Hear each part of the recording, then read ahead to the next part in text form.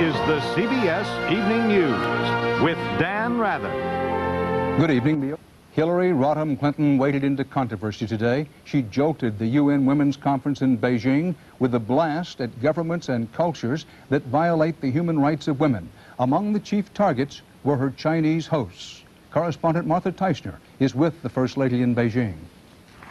Given the fragile state of U.S.-China relations at the moment, the First Lady's human rights bombshell was unexpected and risky.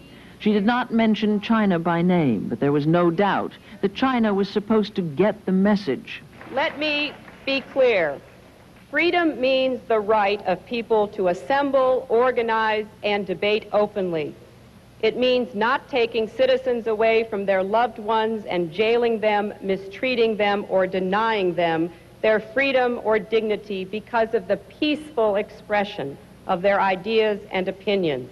Mrs. Clinton could have been describing Harry Wu, the dissident whose release from a Chinese prison allowed her to go to Beijing. The First Lady of the United States delivered a very strong message.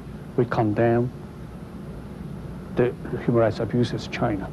Why Beijing? Why now, just when the Harry Wu release seemed to be bringing about a thaw in tensions between China and the United States?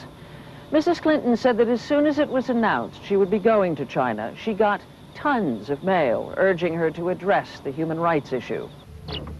But the question could be asked, why not Pakistan, or India, or Bangladesh?